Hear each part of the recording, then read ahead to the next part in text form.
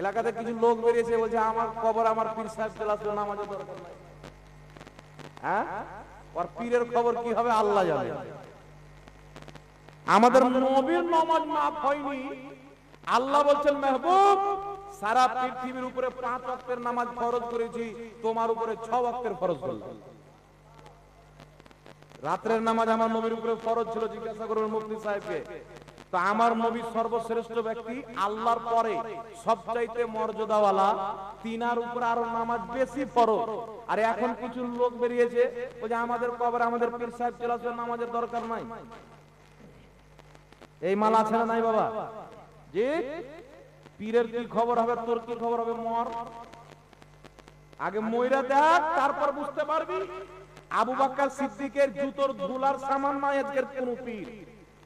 আমার নবীর কদমের ধুলার যা সম্মান, আজকের কোন পীরের অত সম্মান নাই। পীর ধরা শরীয়তে হারাম নয়, পীরের মুরিদ হওয়া সুন্নাত জায়েজ হতে হবে, কিন্তু পীরের মুরিদ হলে নামাজ মাফ হয়ে যায়। কোথায় পেল? এ ভণ্ড কি ভণ্ড না বাবা? জোরে বলতে হবে। যেই মৌলবি বলছে আমাদের কবরে আমাদের পীর আসবে, ওই মৌলবির জালসা শোনাটাই হচ্ছে হারাম। ওয়াকে তওবা করতে হবে, কালমা পড়ে মুসলমান হতে হবে, নচেত ওই মৌলবির বক্তব্য শোনা যাবে না। কারণ কোন মুসলমানের কবরে না কোন পীর আসবে, না কোন সাহাবী আসবে, না কোন সাহাবী আসবে, না কোন আপনার ওলি আসবে। মুসলমানদের কবরে আসবে তো তাদের রাসূল মুহাম্মদুর রাসূলুল্লাহ আসবে। বলেন সুবহানাল্লাহ। নবী আসবে আমাদের কবরে। আপনার পীর মারা গেলে পীরের কবরে নবী যাবে। আমার পীর ইন্তিকাল করেছেন, আমার পীরের কবরে নবী গেছেন। নবী সবারই কবরে আসবে, কিন্তু কোন মুরিদের কবরে কোন পীর আসবে শরীয়তে দলিল নাই। এই দলিল তৈরি হয়েছে বাজারে। কথা বুঝে এসছে বাবা? আপনাকে যদি কোন পীর বলে আমার হাতে মুরিদ হয়ে যাও, নামাজের প্রয়োজন নাই, তাহলে মনে করবেন যে মুসলমানই লয়, তো পীর কি করে হতে পারে? ইসলামের ফতোয়া হলো আল্লাহ প্রত্যেক মুসলমানের উপরে নামাজকে ফরজ করেছেন। যদি কোনো ব্যক্তি নামাজকে হালকা মনে করে, হালকা, ও কাফির হয়ে যায়। নামাজকে হালকা মনে করলে কাফির হয়ে যাবে, নামাজকে ফরজ না মনে করলে কাফির হয়ে যাবে, নামাজকে হাকির মনে করলে কাফির হয়ে যাবে। কোন ব্যক্তি যদি বলে নামাজ আল্লাহ ফরজ করলে পড়লেও হবে না পড়লেও হবে, ও কাফির, ওর বউ তালাক। তাহলে কোন পীর যদি বলে আমার মুরিদ হয়ে যাও, নামাজ লাগবে না, ও তো পাক্কা কাফির, ওর স্ত্রীটাও ওর স্ত্রী নাই, তাহলে ওর হাতে মুরিদ হওয়া যাবে? আর আশা করি কেউ যদি পীর থাকে এরকম কথা বলবে না। এগুলো মুরিদরা ভাসিয়ে দেয়, কিছু মুরিদ ভাসিয়ে দেয়, আরে মুরিদ হয়ে যাও আর নামাজের দরকার পড়বে না। খবরদার মুসলমান, একজন মুসলমানের কোন অবস্থায় কোন হালাতে নামাজ মাপ নাই। জোরে বলতে হবে সুবহানাল্লাহ। সুবহানাল্লাহ। মাপ আছে? না। কারা কারা বলছেন মাপ আছে? হাত ওঠান তো দেখি। কওরের মাপ নাই, ঠিক না বেঠিক? জোরে বলতে হবে। নামাজ পড়া লাগবে কি লাগবে না বাবা? তো নামাজ হচ্ছে ঈমানের পরে সর্বোচ্চ ফরজ, ঠিক না বেঠিক? আপনি পীরের মুরিদ হন, মুরিদ হওয়া কোরআন থেকে প্রমাণিত। পবিত্র কোরআন সূরাতুল ফাতিহা আয়াত নাম্বার 10, সাহাবা আমার নবীর হাতে বাইত হয়েছেন। সূরাতুল মুমতাহিনা আয়াত নাম্বার 12, সাহাবায়ে কেরামের স্ত্রীরা পর্দার আড়াল থেকে নবীর কাছে বাইত গ্রহণ করেছেন। নবী পাকের ইন্তিকালের পর বুখারীতে হাদিস, মুসলিমে হাদিস, অনেক কিতাবে হাদিস রয়েছেন। কেউ আবু বকর সিদ্দিকের কাছে মুরিদ হয়েছেন, কেউ হযরত ওমর ফারুকের কাছে মুরিদ হয়েছেন। তিনাদের পরে কারবালার মাটিতে ইমামে হুসেনের হাতে অনেক লোক বাইত গ্রহণ করেছেন, অনেক আবার ইয়াজিদের হাতে বাইত গ্রহণ করেছেন। মানে ইয়াজিদ ছিল ভণ্ড পীর, হুসেন ছিল অরিজিনাল পীর। জোরে বলেন না সুবহানাল্লাহ। সুবহানাল্লাহ। ইয়াজিদি পীর মানা যাবে না, হুসাইনি পীর ছাড়া যাবে না। জোরে বলেন সুবহানাল্লাহ। শাহ ওয়ালিউল্লাহ মুহাদ্দিস তাহলবী রাহমাতুল্লাহ আলাইহি নিজের রিসালার মধ্যে লিখেছেন, মুরিদ হওয়া হচ্ছে সুন্নাত। বিশ্ববিখ্যাত ফতোয়ার কিতাব ফাতাওয়া তাজুশ শরিয়ার মধ্যে লেখা আছে মুরিদ হওয়া সুন্নাতে কাদিমা মুস্তামিরা। তাই বিরাদর ইসলাম, মুরিদ হওয়া সুন্নাত, অবশ্যই নবীর সুন্নাতকে ছাড়বেন না, মুরিদ হবেন। কিন্তু বিরাদর ইসলাম, একটা কথা মনে রাখতে হবে, পানি পিও ছানকে পীর পাকড়ো পেহচান। পীরের নামে মার্কেট গরম হয়েছে, বাজার গরম হয়েছে, আছে না নাই? পাঞ্জাবে একটা জায়গাতে গেলাম, আমাদের ভারতের পাঞ্জাবে একটা পীর আছে, এরকম বড় বড় বালা পায়, আর কানে ওই যে মা বোনরা দেয় কি বলে, রিং না কি বলে, কানবালি, কানের দুল, তো এত বড় দুল লটকা যে মনে হচ্ছে ট্রাক্টরের পিছনকার চাক্কা খুলে টায়ার হটিয়ে আর রিং লাগিয়ে দিয়েছে। আর ও আবার পীর, কথা বুঝেছে বাবা? কিছু পীর আছে তো পাও মেলে দিয়েছে, লে বেটা সাজদা করার যা। তো কোন পীর যদি মুরিদকে সাজদা করায় ও পীর? এই জোরে বলেন না। সাজদা আল্লাহ ছাড়া কাউকে করা যাবে না, আল্লাহ ছাড়া কাউকে সাজদা চলবে না। কোন পীর তো পীর, আমার আপনার নবী যিনি সারা পৃথিবীর পীর, নবীগণেরও পীর, আমার আপনার নবীর দরবারে সাহাবা বলছেন হুজুর ইয়ামান দেশের বাদশাকে দেখলাম তার মান্যওয়ালারা তাকে সেজদা করছে, আমরা মনে ভাবলাম আপনি তো দোজাহানের বাদশা, আপনাকে সেজদা করি। নবী বললেন খবরদার, আল্লাহ ছাড়া কাউকে সেজদা করা বৈধ নয়। যদি বৈধ হতো আল্লাহ পাক আদেশ দিতেন সর্বপ্রথম মহিলাদেরকে তাদের স্বামীকে সেজদা করতে বলতেন। কিন্তু ইসলামে আল্লাহ ছাড়া কাউকে সেজদা করা যাবে না। তো যদি মুহাম্মদ রাসূলুল্লাহকে সেজদা করা হারাম হয়, তোর পীর কত বড় লাভ সাহেব বেটা? জি, পীর মানে আমি হারাম বলছি না, আমি নিজে আলহামদুলিল্লাহ পীরের মুরিদ। বড় পীর আব্দুল কাদের জিলানী পীরের মুরিদ, খাজা মঈনুদ্দিন চিশতি পীরের মুরিদ, ইমামে আজম আবু হানিফা পীরের মুরিদ, ইমাম সানাআনী পীরের মুরিদ। আপনার হাজারো দুনিয়াতে এমন কোন ওলি নাই, আল্লাহ ওয়ালা নাই যার পীর নাই। একটু জোরে বলেন না সুবহানাল্লাহ। তাই বিশ্ববিখ্যাত মুফাসসির ইমাম ফখরুদ্দিন রাজি রাহমাতুল্লাহ আলাইহি নিজের কিতাব তাফসিরে কবিরের 11তম খণ্ড 198 নম্বর পৃষ্ঠা, বেইরুত লেবাননের ছাপ, সেই কিতাবের মধ্যে বলেছেন নিজের জামানার সমস্ত হক্কানি পীর মুর্শিদের অন্তরে মুহাব্বতকে রেখে, আদবকে রেখে একজনের হাতে বাইত হতে হয়। জোরে বল সুবহানাল্লাহ। আর একটু জোরে বলতে হবে সুবহানাল্লাহ। তাই ব্রাদার ইসলাম, ওই পাঞ্জাবের একে দেখলাম নামাজ নাই, রোজা নাই, কিছু নাই, বড় বড় ফটো চিপকে রেখেছে। আচ্ছা বলেন তো বাবা, কোন মুরিদ যদি বলে যে আমার পীরের ফটো আমার ঘরে রাখবো, এটা জায়েজ না না জায়েজ? জোরে বলেন। শুধু না জায়েজ নয়, হারাম। মুতাওয়াতির হাদিস থেকে প্রমাণিত হারাম।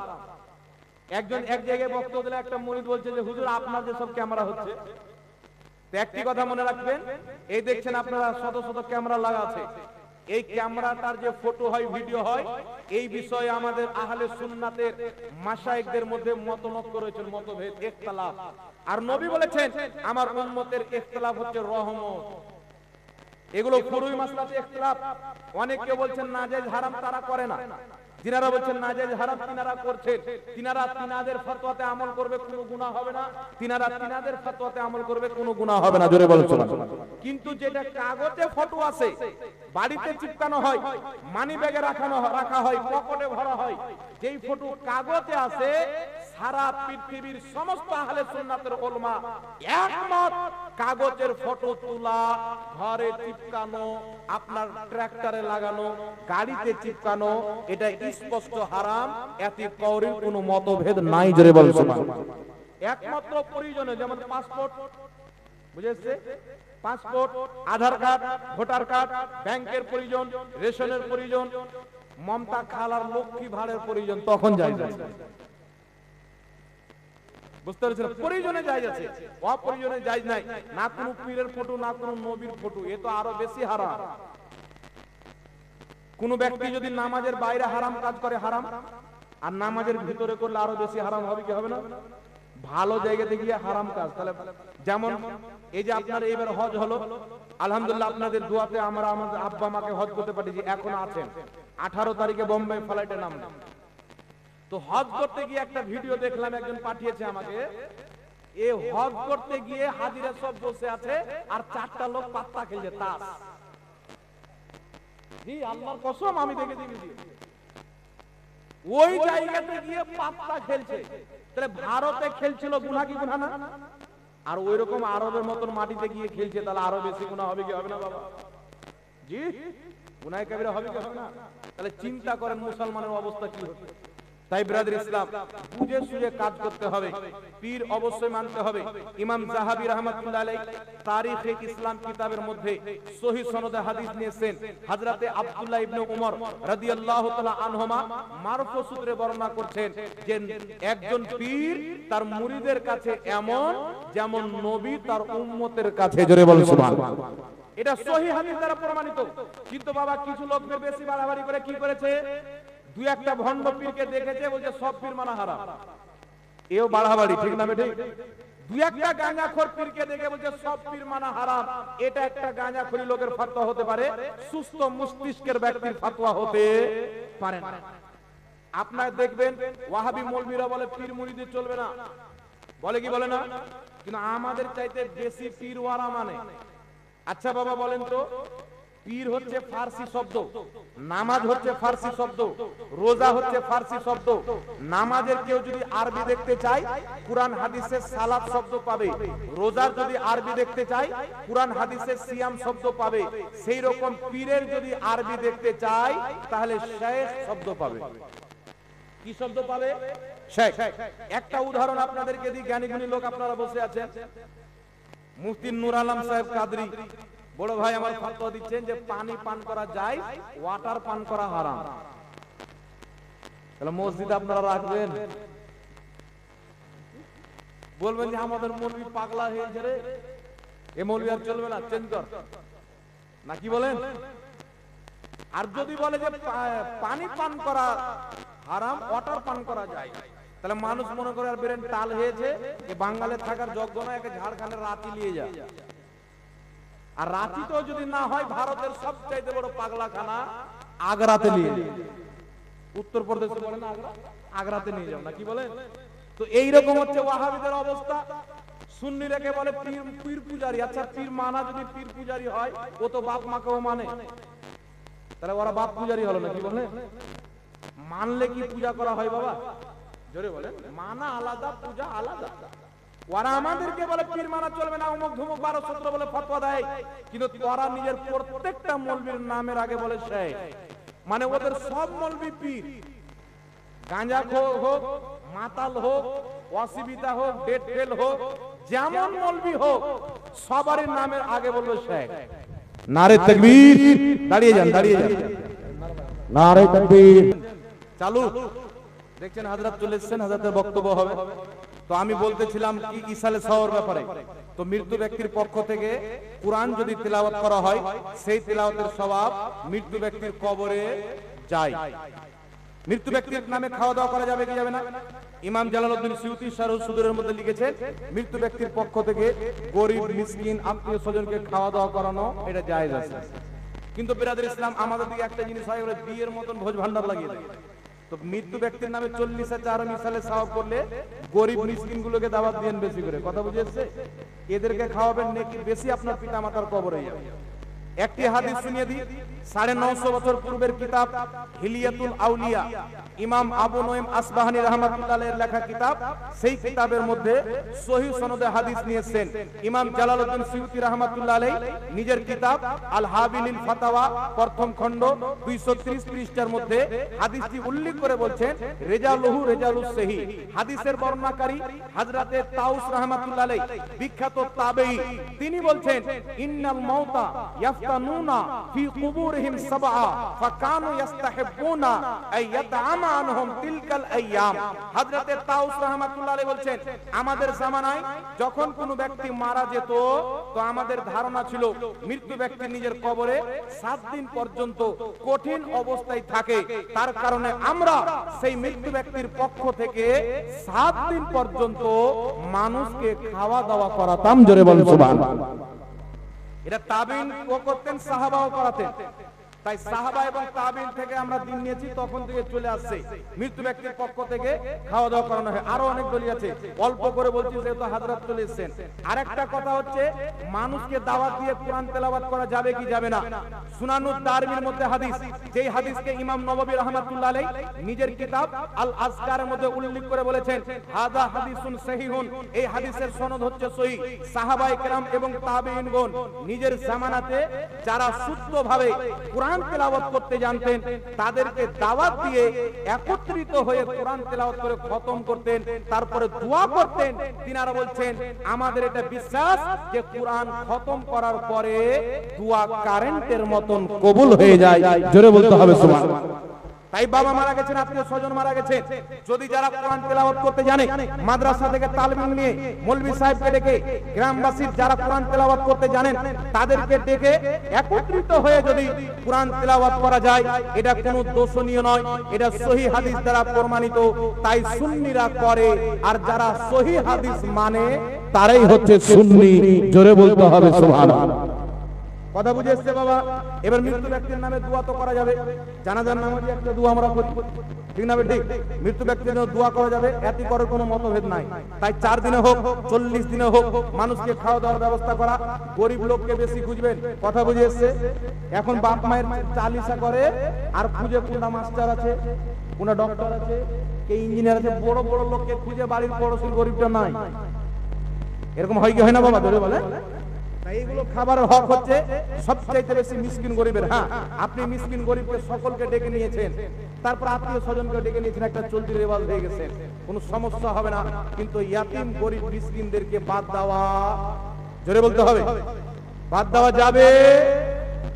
আরেকটা কথা বলি বাবা, লাস্ট কথা বলে হাজরাত চলে আসবে, একটা লাস্ট কথা বলে দিই। আচ্ছা বলেন তো বাবা, আমি যদি সারা জিন্দগি নামাজ না পড়ি, রোজা না রাখি, হজ না করি, যাকাত না দিই, কোন পীর সাহেব আমাকে জান্নাতে নিয়ে যাবে? জি? তাহলে একটা কেন 2-4 হাজার পীর ধরে নিতাম নাকি বলেন? কিছু লোক বলছে যে পীর সাহেব ধরে নিলাম মানে জান্নাতি হয়ে গেলাম। জি, সিলসিলা মিল গিয়া জান্নাতি হয়ে গেলাম। হ্যাঁ, মানে আব্বা তৈরি করে সেই জান্নাত, মরলি বলবে যাবে না। আপনি নামাজ পড়বেন না, কোন পীর আপনাকে জান্নাতে নিয়ে যেতে পারবে? আপনি রোজা রাখেন না, হারামখোরি করেন, রোজে 3 বার 36 বার করে দাড়ি কাটেন, আর আপনি বলছেন যে জান্নাতে চলে যাব, মুরিদ হয়ে গেলাম মানে জান্নাতে চলে গেলাম। আপনি যেই কথাতে মুরিদ হচ্ছে, ওই সমস্ত কথার উপরে যদি আমল করেন তবেই আপনার পীর জান্নাতে নিয়ে যেতে পারবে। কারণ বুখারী শরীফের মধ্যে হাদিস, নবী পাক সাল্লাল্লাহু আলাইহি ওয়াসাল্লাম বলেন, কিয়ামতের ময়দানে কিছু লোক হবে আল্লাহর সাথে ঝগড়া করবে। যেমন মানুষ জমিনে দুনিয়াতে ঝগড়া করে, এর চাইতে বেশি কঠোর ভাবে ঝগড়া করবে। ঝগড়া করে বলবে, আল্লাহ তুমি তো আমাদেরকে জান্নাত দিচ্ছ, কিন্তু আমাদের যারা মুরিদ, আমাদের যারা ভাই, আমাদের যারা মান্যওয়ালা, আমাদের সাথে নামাজ পড়েছে, আমাদের সাথে রোজা রেখেছে, তারাকে জান্নাতে না দিলে আমরা যাব না। আল্লাহ বলবে, যাও তাদেরকে নিয়ে জান্নাতে চলে যাও। জোরে বলো। তো পীরের মুরিদ বললো যে ফরজগুলিকে আদায় করবো, নামাজ পড়বো, রোজা রাখবো, হারাম করবো না হালাল করবো, আর আপনি নামাজ পড়ছেন না, হারাম করছেন, হালাল করছেন না, তাহলে আপনাকে নিয়ে যাবে। একটু জোরে বলতে হবে, নিয়ে যাবে। তাই নিজের কর্ম করতে হবে। হ্যাঁ, আল্লাহ পাক যদি নসিবে রাখে, আউলিয়া কেরাম, শহীদগণ, আলিমগণ শাফাত করবেন, তবে নামাজ কোনোদিন ছাড়বেন না। এই নামাজ কোনো পীর মাফ করাইতে পারে না। এই নামাজ একমাত্র আল্লাহর হক, কোনো বান্দা ক্ষমা করাইতে পারবে? জোরে বলতে হবে, কোন বান্দা ক্ষমা করাইতে পারবে না। আল্লাহর ইবাদত নামাজ আল্লাহ ফরজ করেছেন। আর বিষয় হচ্ছে, কিছু লোক বেরিয়েছে আবার বলছে মুরিদ হওয়া ফরজ মনে করে কিছু লোক। এটা মনে করে কি করে না? এখানে হযরত এসেন, জিজ্ঞাসা করবেন, বলেন তো, এই একটা ফাতোয়া এসেছিল আমাদের কাছে, হানফি দারুল ইফতা বলে আমরা একটা ইফতা চালাচ্ছি মুর্শিদাবাদের মাটিতে। আর হেড মুফতি হচ্ছে মুফতি তোফাজ্জল হোসেন নাইমি সাহেব। একটা ফাতোয়া এসেছে, ফাতোয়াটা কি এসেছে যে একটা লোক বলছে যে মুরিদ হওয়া ফরজ। আচ্ছা বলেন তো বাবা, মুরিদ হওয়া ফরজ এটা কোন মৌলবি বলেছে? জি, জোরে বলতে হবে। মুরিদ হওয়া কি সুন্নাত, কেউ কেউ বলেছেন মুস্তাহাব, কেউ কেউ বলেছেন সুন্নাত। তো খুব বেশি মেনে নিলে সুন্নাত। মুরিদ হওয়া না ফরজ আছে না ওয়াজিব আছে, মুস্তাহাব পর্যায়ের একটি সুন্নাত আমল আছে। কেউ যদি সারা জিন্দেগি মুরিদ না হয়, কেউ যদি সারা জীবন মুরিদ না হয়, এই যে হক্কানি আলিম উলামা আছে, ইনাদেরকে নিজের পীর মনে করে, কোনো গুনাহ নাই। কথা ঠিক আছে? আর এই দিকে মৌলবি কিছু লোক আছে, আমার মতনই কিছু মৌলবি আছে, মানুষ নামাজ পড়ে না, কোনো খবর নাই, আর বলছে চলো মুরিদ হয়ে যাও, মুরিদ হয়ে যাও। তো ফরজ আগে না সুন্নাত আগে? জোরে বলতে হবে। ফরজ আগে না মুস্তাহাব আগে? নামাজকে আগে কায়েম রাখেন, রোজাকে কায়েম রাখেন। আমাদের ইমাম আলা হযরত মুরিদ হয়েছেন, নামাজি আগে হয়েছেন, মুরিদ পরে হয়েছেন। খাজা মঈনুদ্দিন চিশতি নামাজি আগে হয়েছেন, মুরিদ পরে হয়েছেন। গাউসে আজম নামাজি আগে হয়েছেন, মুরিদ পরে হয়েছেন। আপনি নিজের কিরদারকে, নিজের আখলাককে নবীর সুন্নাত মোতাবেক বানিয়ে মুরিদ হয়ে যান, আপনার মুরিদ হওয়া কাজে লাগবে। জোরে বলেন সুবহানাল্লাহ। আর হারামে ডুবে আছে আর মুরিদ 20 বার মুরিদ হলেও কোনো লাভ হবে না। আল্লাহ বুঝার তৌফিক দান করুক। তাই নিজের আমলকে ঠিক থাকবেন, তারপর হক্কানি মুর্শিদ দেখে মুরিদ হবেন, কোনো অসুবিধা নাই। যাই হোক বিরাদ ইসলাম, আমি আয়াতে কারিমা পাঠ করেছিলাম, লা তা'তাযিরু কাদ কাফারতুম বাদা ঈমানিকুম। তুমি ঈমান আনার পরে কাফির হয়ে গেছো। যদি কোনো ব্যক্তি নিজেকে মুসলমান বলে, নবীর তাওহীন করে, ওই ব্যক্তি কাফির হবে, ওকে মুসলমান বলা যাবে না। যেমন কিছু মৌলভী ইসলামিক স্কলারসে যে বক্তব্য দেয়, বলে নবীর মুখ দিয়ে দুর্গন্ধ বের হবে। এই প্রোডাক্ট গুলো বাংলাদেশে বেরিয়েছে বাবা, সাবধানে থাকবে। বুঝলেন, নবী নিজে ফেল করে তাকিয়ে থাকবে, আমার নেকির পাল্লা ভারী হচ্ছে না, গুনাহ, তো আমাদেরকে কি বাঁচাবে? এগুলো নবীর গুস্তাখি কি গুস্তাখি না? জোরে বলেন, এটা নবীকে অপমান করা কিনা? নবীর ঘামকে সাহাবায়ে কেরাম আতর হিসাবে ব্যবহার করতেন, আর মোল্লা বলছেন নবীর মুখ দিয়ে দুর্গন্ধ বের হবে। আল্লাহ বলছে আমি আমার নবীর মুখে কথা বলি, নবী মুস্তাফার মুখ দিয়ে যে কথা বের হয়, শব্দ বের হয়, এটা নবীর ব্যক্তিগত না, আল্লাহর দেওয়া কথা। বলেন সুবহানাল্লাহ। তাই যেই নবীর ঘামে খুশবু, যেই নবীর জামাতে খুশবু, যেই নবীর রাস্তাতে চলে গেলে রাস্তা খুশবুদার হয়ে যায়, ওই নবীর মুখ দিয়ে দুর্গন্ধ বের হতো বলনেওয়ালা নবীর গুস্তাখ কি গুস্তাখ নয়। তাই এই রকম ওয়াহাবি দেওবন্দি মার্কেটে বেরিয়েছে, ইউটিউবে বেরিয়েছে, এদের বক্তব্য শোনা ইমানদার মুসলমানদের জন্য হারাম এবং নাজায়েজ রয়েছে, আপনার ঈমানকে ধ্বংস করে দিবে। আপনি বক্তব্য শুনবেন আহলে সুন্নাত ওয়াল জামাত, সুন্নি জামাতের আলিমদের। ঠিক আছে বাবা, হাত তুলে বলেন না একটু, ঠিক আছে কিনা? বক্তব্য শুনবেন কার? সুন্নি জামাতের আলিমদের বক্তব্য শুনবেন, তাদের বক্তব্য শুনবেন, তাদের সাথে সম্পর্ক রাখবেন। কোন মৌলবি দেখছেন ব্যাকা বলছে, মুফতি নূর আলম ভাইকে এসে দেখাবেন, দেখেন তো এই মৌলবিটা এটা বলছে, সঠিক মসলাটা আপনাকে বুঝিয়ে দিবে। আল্লাহ বুঝার তৌফিক দান করুক, সকলের ঈমান আমলের হেফাজত করুক। ওয়া আখির দাওয়ানা আনিল হামদুলিল্লাহি রাব্বিল আলামিন। আসসালামু